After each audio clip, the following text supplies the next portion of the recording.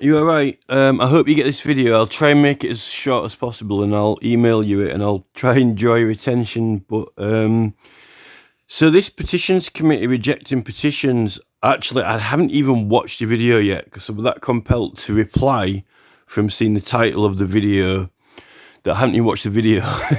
But so I'm gonna watch it now, but I just need to say this. This is the biggest thing. All these protests, all this campaigning, the government saying, why people buying all signs, doing protests, having to do all these ULEZ cameras and things like that. They are unlawfully obstructing, and it's not only that, it's fraud. It's giving a false account and it's lying. It's also withholding rights. They're just making it up. They're just lying. And it is the perversion of the course of justice because the word justice, when you look at it means due legal process. And we've got a right to ask for whatever we want. Now, the thing is, right, this is really, really important to understand. That petitions committee, I've put a freedom of information request to ask them what legislation they're operating it on, that committee, other than just the 1688 bill. Right, what acts of law are they running it on? Not their policy, not their standards. What actual legislation is it running on? And I still haven't got the reply yet because they're using this word standard. There is no standard when you're asking for something when you can ask for anything you want. There is no standard. They're using this word standard as an excuse, right? Now, this is the thing. There was the 15-minute city petitions that got rejected, and then now there's these 20-mile-an-hour speed limits, right? Now, you can make legislation for all of England, which applies everywhere in central government, of things that you can and can't have, right? Or you can implement a process or procedure, a new process or procedure, whereby what councils have to go by to get something. Like, for example, for if they wanted 20-mile-an-hour zones, you could make a new act that said, they've got to get the public's consent. You could make an act for that, a special process that all councils had to do. So they're just lying. They're lying out of their teeth. And it is these 11 petition committee members who are doing it. And the chair, I complained about that woman from Newcastle, that McKinnell woman, and she's not the chair anymore. You need to get the viewers to write to these petition committee members and complain to them. They are just lying because it's when you request something, right, it's your creative way to implement it. What they're doing is they're pretending in their brain that there's nowhere to do it or there's no way that it can be done when it can. It's kind of like in law and in the government, you can have any law you want made, right, or any new procedure that any local government has to go through for the government to make it up for all local governments that have to new legislation for them to follow, right? And literally, there's no limit to the imagination. Well, they're purposely limiting their imagination and using it under this guise of standards, or saying it's not something that they can do, saying it's a local council, which is total tosh. Now, I've just been on that Darwin Oak petition, right? And it's a petition, this Darwin Oak petition, it's to Shropshire Council, this Vince Hunt, right? And it's Robert McBride who's doing it, and he's nearly got 100,000 signatures now, very close to Shropshire Council, right? And this is really important, right, for all of us, for everything, not just this. Now, the petitions to the local council, that's what the petitions committee keeps saying, that we should all petition the local council, right, about 20-mile-an-hour speed limits or 15-minute cities. But this is where they're wrong. This is where they're lying, right? If you equal or match 5% of a local electorate, and also in the local government rules, right, for petitioning for referendums, it says that the rules don't have to apply, and you can actually make up your own rules in the petition. You could write your own procedure or principles that you want, right?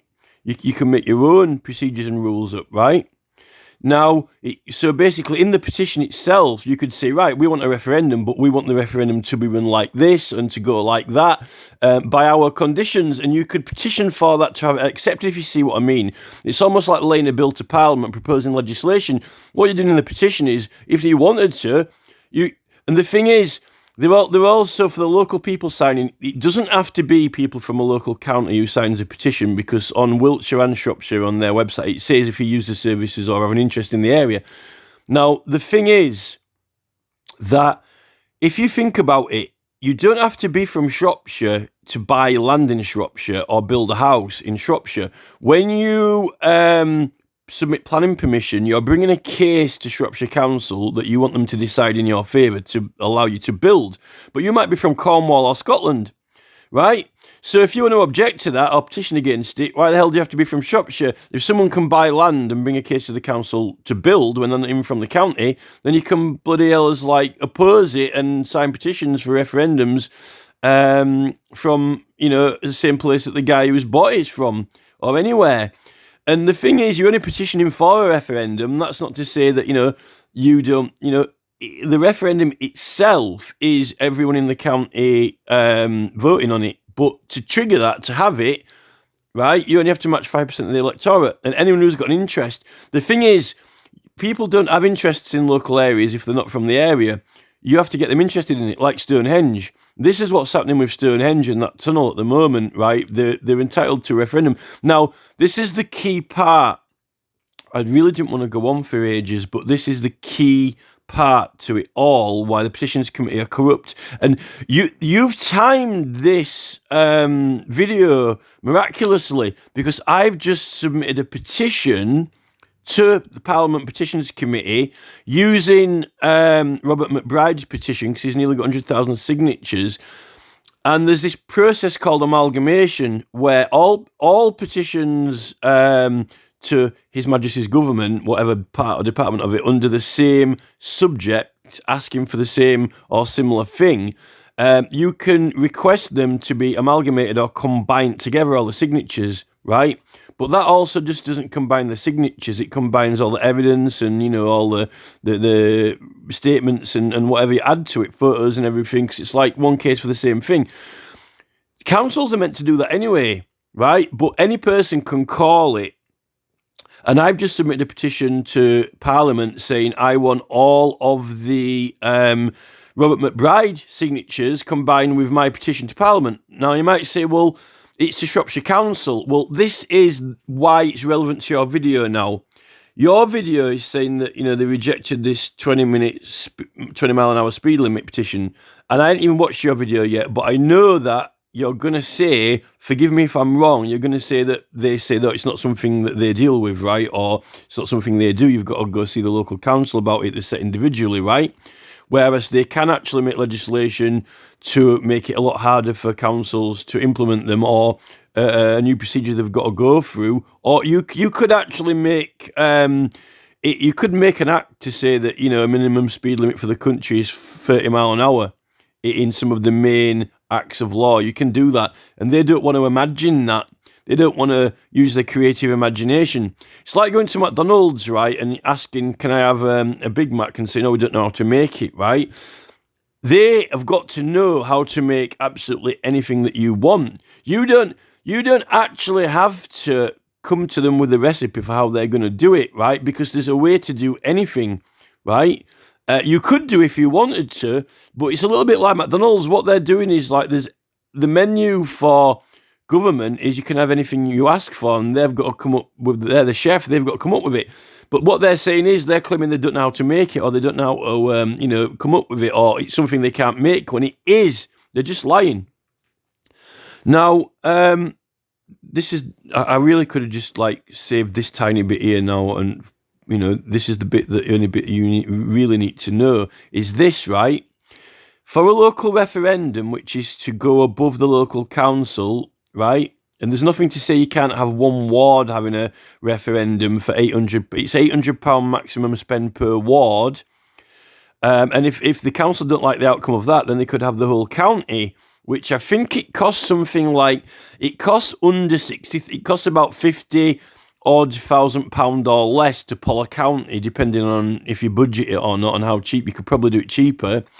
Yeah, for the Stonehenge Tunnel, they're making the campaigners raise £60,000 for a legal case where a judge is going to decide when it's cheaper to have a local referendum on Poller County, right?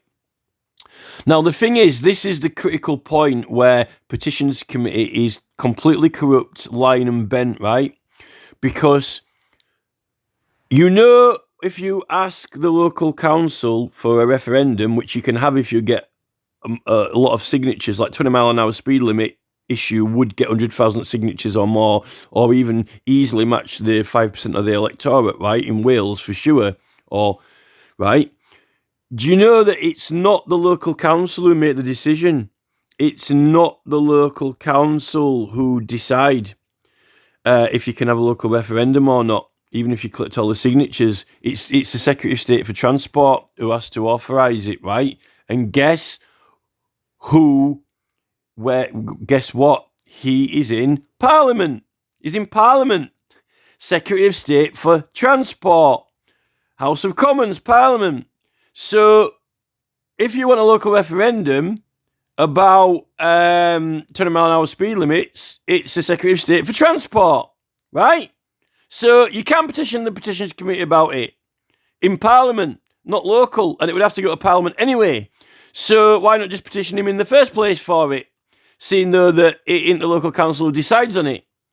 And this is where I've just called them out on it now and then but I'm using the Darwin Oak petition for it because they're trying to put a road through that Darwin Oak, and Robert McBride's already collected like 90,000 signatures now. So I've just written a petition in, and I'm saying, right, stick all... I want all Robert McBride's signatures added to this petition and add them all to this Petitions Committee in Parliament. So we've already got 90,000 signatures on it, which the law says you can do that. So I submit a petition to the Parliament Petitions Committee saying I want a local referendum to the Secretary of State of Transport in the House of Commons. And if you've got to add on Robert McBride's signatures to it, and I want them all counted and manually entered into the Petitions Committee website, so then that petition's already got 90,000 signatures, right? If you see what I mean. And McBride's probably going to get more than 100,000 soon anyway, so we've automatically got enough for a debate in Parliament for it, and that's what they should have done with Stonehenge Tunnel anyway. And the fact is, the Secretary of State for Transport, he doesn't want to let the people decide. And that's the same with Stonehenge Tunnel. And this is the thing. These councillors and ministers don't want the people to decide. And the worst part is that they're making them raise. You might have even watched some of my videos on this. I don't know if you have or not, but I'm assuming you haven't. So they're making us, the taxpayer, raise £60,000 for Stonehenge Tunnel so they can have a legal case on various clauses and arguments when it's cheaper, £9,000 cheaper or whatever, to have a local referendum, or probably even cheaper than that if they do it. How are they budgeting? Where are they feeding them information on how much it's costing them for the touring in the poll stations and getting the cards printed and all that? They might even be having their own buddies doing that and making more money out of that. So they probably get it done cheaper. It's cheaper to poll the entire county than it is to pay for the legal case that you're not guaranteed to win the legal case, and the people that decide the legal case, and the legal case has got to be argued with a legal argument.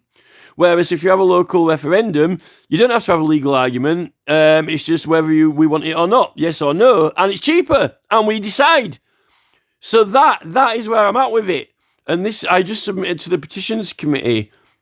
And what they're going to do is they're going to just probably likely do what they said with this petition you've said and reject it or whatever, or say, we don't know what amalgamation is, when they do know what amalgamation is. Because I've complained to Martin Day, SNP minister, about it. He's on the Petitions Committee. I've complained to various people on that Petitions Committee. They do know what amalgamation is. It's in the law.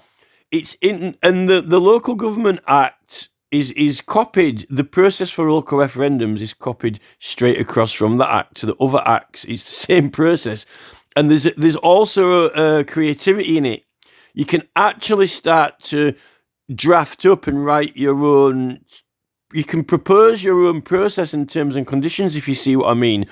Almost like when you propose a new bill or legislation to Parliament, but you can propose your own procedure by which the referendum might run by and how it might be run, if you see what I mean. And, you know, the use of the enactment, you could even say, well, anyone in England can sign it, even though it's Shropshire or whatever. You can basically chef it, basically, and come up with your own recipe. That's effectively what it's saying. So the petitions committee are absolutely full of rubbish. And this is the thing, they're rejecting all these people's petitions through lying.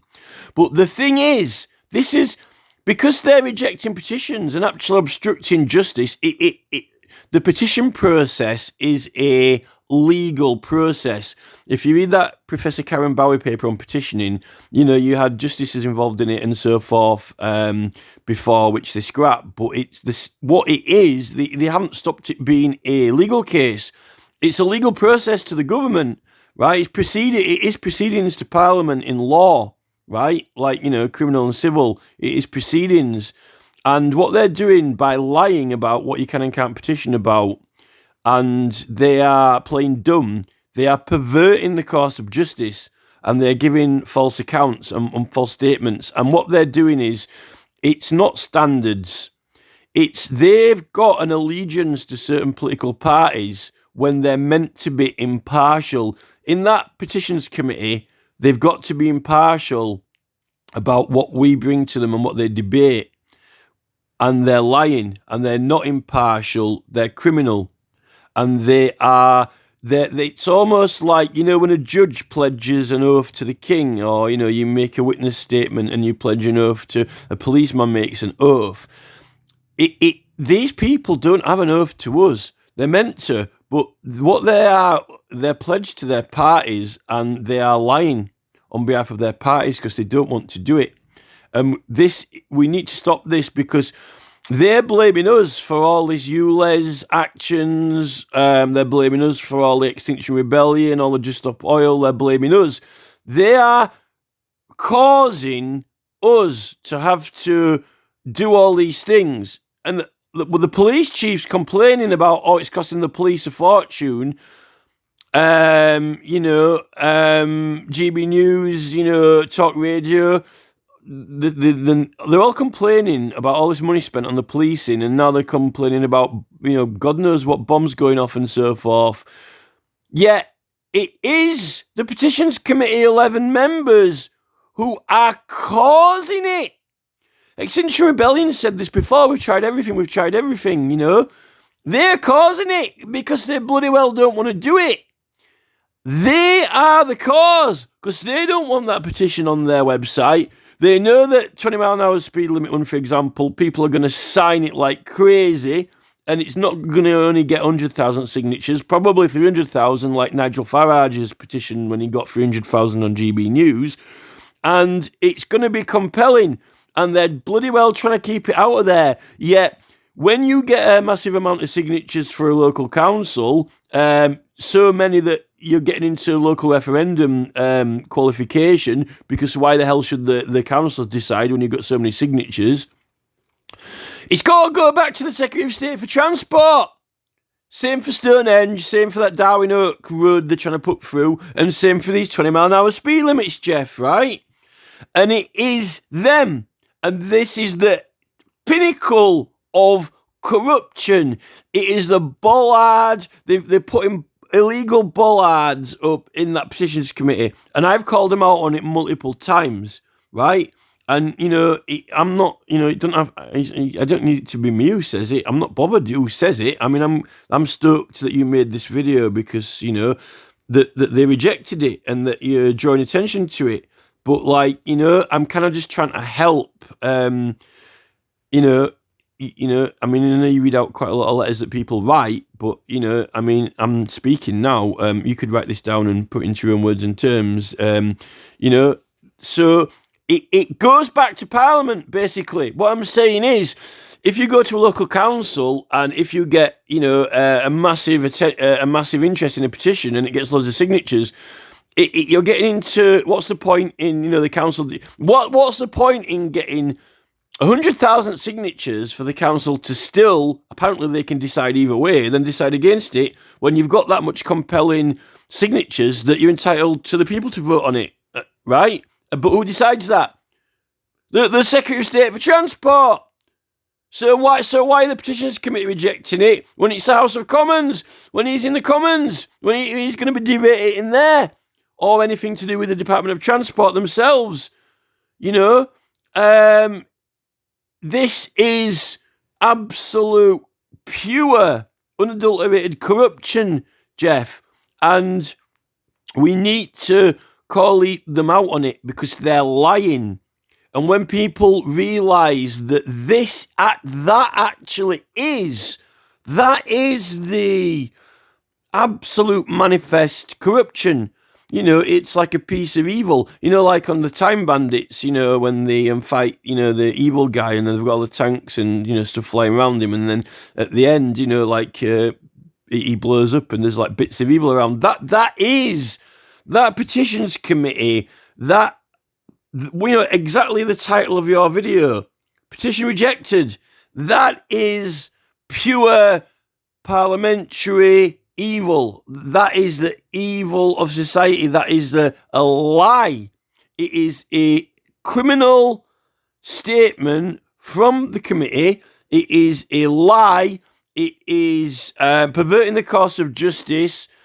This is something that, you know, everyone needs to unblock, this obstruction, which is causing all this chaos around the country from various factions and groups, and then they're blaming us.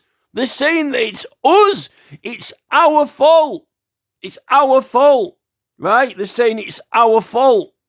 Yet they're causing it because they know that we will win and compel them to do things. And it's just like with that World Health Organization that Campbell was talking about, and Verbs, you know, trying to take his rights away when they can't because of the 1700 Act of Settlement says they're not allowed to give our rights away, the ministers, when particularly to foreign entities and organizations, even if we remember or not. So, you know, I really didn't want this video to go on for so long, and I'm really sorry that I haven't even watched the video yet, but I was just so animated by the title of it and kind of stoked by the title of it, and I'm going to have to email you this now, even if you don't if you watch it or listen to it or not.